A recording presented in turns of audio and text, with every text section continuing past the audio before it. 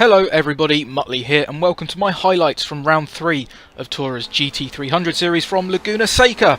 As you can see, I'm starting on the second row for the first race, qualified in 3rd position for this B lobby race, and I got a pretty good start.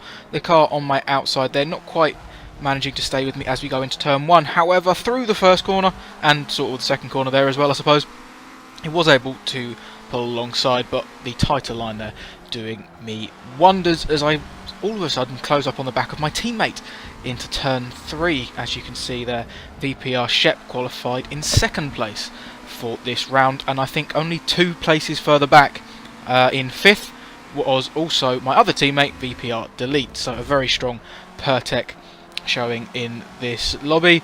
It's not going to be a good Pertec showing if things like that keep happening though. Obviously rule 1 in racing is don't hit your teammate, and I've given Shep a little bit of a tap there. Obviously far from ideal. Running up the hill now into the corkscrew, or the infamous corkscrew if you will. It's just such a slow and horrific corner. I really don't like it. You might have been able to tell that from my tone after just saying its name. So yeah, the last couple of corners now, I'm pushing it a little bit too hard through the downhill left-hander, touching the gravel on the outside. I was going to say grass then, there's not a blade of grass in sight around Laguna Seca. Fortunately that little mistake didn't cost me too badly. I have dropped back from the front two a little bit, but I had a good enough gap behind so that I didn't actually lose any positions. Now, this race settled down very quickly and was very boring for the most part, so we're jumping straight on to the start of lap 6 of this 8-lap race, or it's technically only 7 laps because of the warm-up lap, but we'll just go by the lap counter for ease of use. I don't even know why I mentioned it. It's far too complicated for me to think about while I'm also trying to commentate. So, as you can see from probably the mini-map and the feet meter on the left-hand side, this top 3 has settled into quite a bit of a breakaway group. And I was maybe looking at making a move on Shep there, but I backed out because he's my teammate. Unfortunately, on the exit of the corner, he runs wide anyway and absolutely gifts me 2nd position into the very fast left-hander that leads us up the hill. And I make a mistake of my own. Certainly not the first time I've been on the gravel in this race, but fortunately that didn't cost me too much either. Certainly less time lost than Shep had for his minor incident, and I do stay in 2nd place. Through the corkscrew there, and you might have just seen how late I was able to brake in comparison to the Honda in front of me. I was closing up quite a bit at that very specific section of track, certainly somewhere this Silvia seems to excel, and once again through the penultimate corner, just running out a little bit wide and touching the gravel. Maybe this Silvia secretly wants to be a rallycross car, or maybe even just a rally car, either or. Going down the pitch straight now, and you can just see where the S2K's advantages lie, and yeah, straight line speed in that thing is monstrous compared to our Silvia. Onto the midway point of lap 7 now, and you can see just how much I've managed to close up in the first sector of the lap. Once again heading to this very fast left-hander that leads us up the hill towards the corkscrew, and I don't know quite why I keep moving over to the left so much. It gives you a straighter run towards the braking zone of the corkscrew, but I do think it's a little bit steeper. I think later on in the second race you'll see me stop doing that. I was very hard on the brakes and very slow to the apex of the corkscrew there. Cutting the first apex probably too much because I just caught out by how slow I was going. Yeah, I'm going to try and move on because otherwise I'm going to get I'm going to keep talking about a corner 4 corners ago. It's quite hard to keep up when you're post-commentating a race. I much prefer doing it live. Anyway, into the last corner for the penultimate time, and once again just getting a little bit of a slide on the exit, and not going off the track this time, but once again now we're on that pit straight. You can just see the Honda in front of me pulling away, and that is the size of the gap that I'm going to need to make up on this final lap if I want to have any chance of the win. For some reason he looked like he took a defensive line going into turn 1 there, and perhaps justifiably so, as you can see how much I've caught up under braking and round the first corner. Didn't have the best exit though, and turn 3, is that turn 3 the right-hander? There's so many little kinks I don't even know. I don't exactly have the best line through that corner anyway.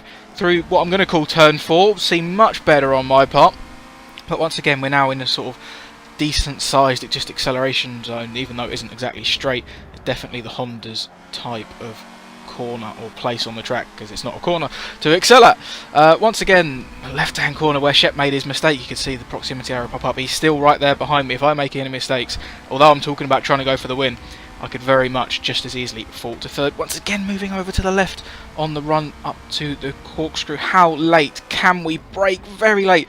It was seriously scary going into that corner. Every single lap I thought I was going to overshoot. Once again, a little bit of a slide on the corner exit, and I'm staying over to the right, cutting back over to the left as we head down the hill. I was just going to say just one more corner to go. That's not even right. This is the penultimate corner now. Can I hit the apex and get a good run? No, I can't, but I'm still carrying more speed towards the final corner now. I pull out onto the racing line, brake nice and early, square off the corner, try and get the cut back.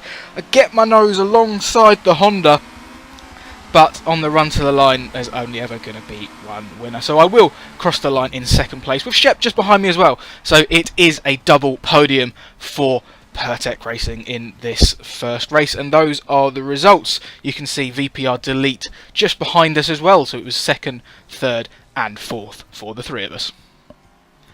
The second race of the evening features a partially reversed grid, so us three VPR cars would line up third, fourth and fifth, with myself at the back of those three positions. There was a little bit of a mix-up at the start. We meant to be starting 2x2, but we ended up being far more staggered than that, so I had a fairly comfortable and calm run down into turn 1 with no one alongside me. I would have Shep alongside me for the exit though, as he didn't exactly have the best run, and I snuck up the inside into turn 1. He had a better exit though on that wider line and managed to take the position back through turn 3 as I got a little bit on the gravel, and I'm now focusing more on defending, turning in too early to turn 4 and clipping the sausage curb. A little bit of a two-wheeled moment, but apparently I had a pretty good exit, so all of a sudden I'm not really too worried about defending after all. And a good run through the very cambered uphill left-hander, and I'm very close to the back of Shep again. That's how quickly things can change in a series like this. Once more, a bad corner for me, and I'm dropping back quite a bit. We're heading in towards the biggest braking zone on the circuit though, slowing right down to a minuscule 34 miles an hour. And it really is like a traffic jam through there. I've got a little bit of a touch from behind, which perhaps hindered my exit a little bit. You can see I'm dropped off the back of the two cars ahead of me. I think Delete was trying to go for a move there into the long downhill left-hander. It didn't pay off or work for him though, and it looks like he's going for it again up the inside of Bubs into the final corners. A little bit of contact. Bubs definitely trying to squeeze him there. Wasn't anywhere near the outside of the track. And now they're going to have a drag race down into the first turn.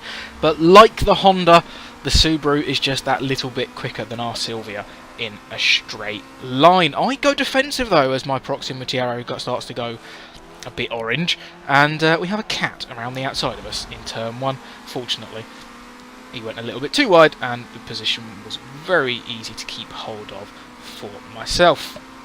Running up to the very quick corner now, there's a little bit of contact up ahead between Delete and Bubs, who was still fighting over second place. I get a little bit boxed in as their run is both very compromised. Shep manages to get up the inside. I tried to give Delete a bit of a push there, and now it's all going to be absolute carnage.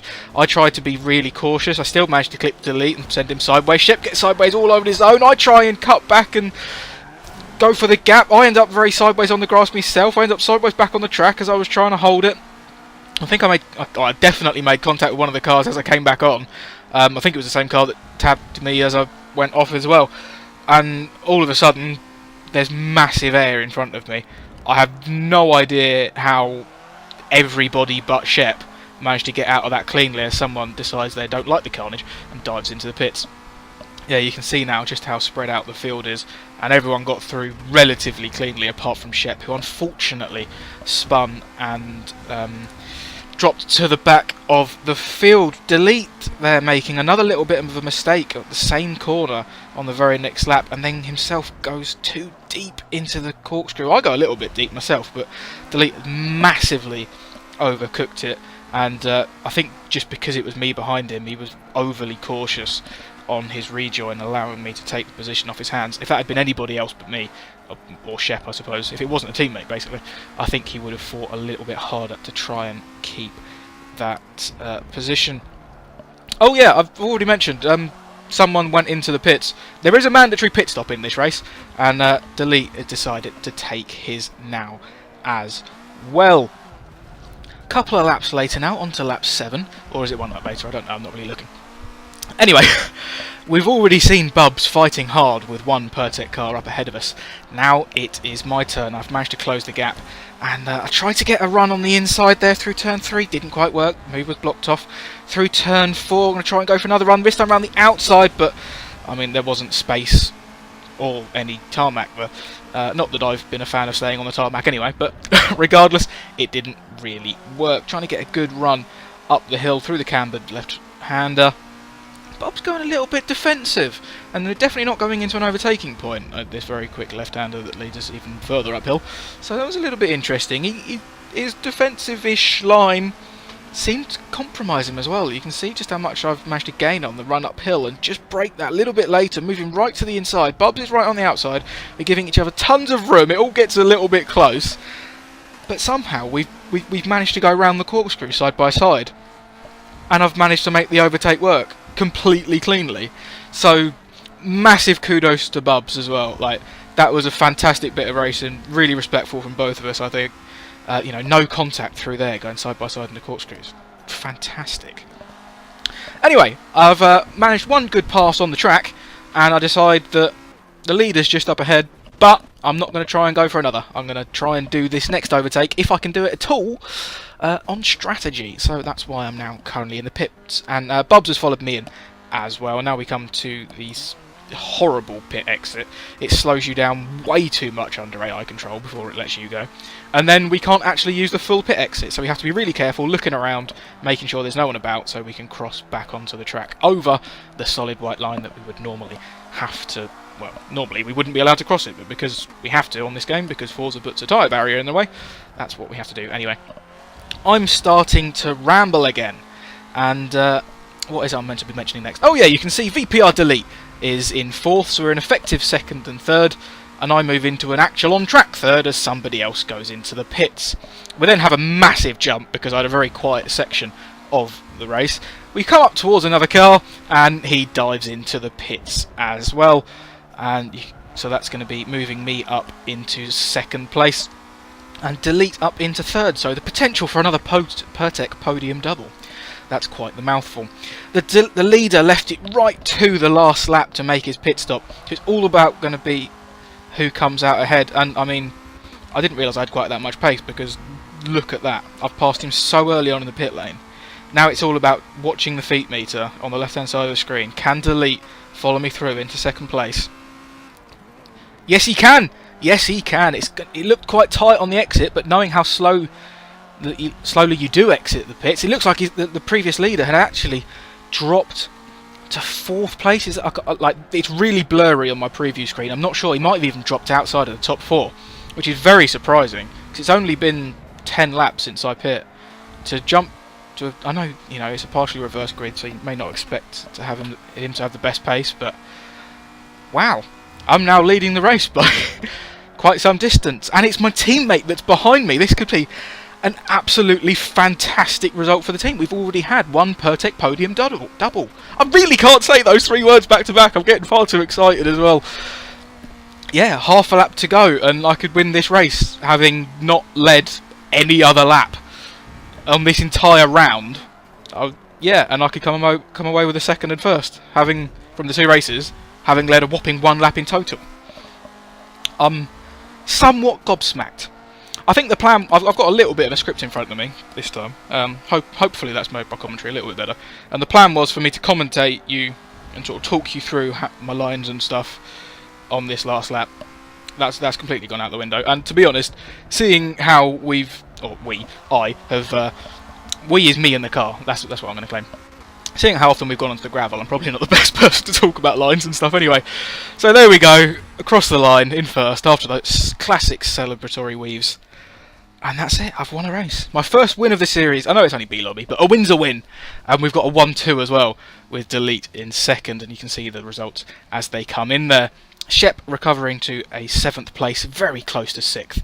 Perhaps a little bit of wondering what might have been if Shep hadn't spun, because we know he had the pace for a podium as well. He showed that in the first race. But regardless, a very strong showing for us Pertec boys. So on to the overall series standings. I've moved up to 8th despite never having been in A-Lobby. That's just how attendance works. And you can see Shep 8 places further back from me in 16th. Delete is just off the bottom somewhere because, yeah, like I said about attendance, he's missed one round. And in the team standings, we've moved up from 4th to 3rd after that race, splitting the two MRT teams. So that's it for this video. Thank you very much for watching, and until the next one, goodbye.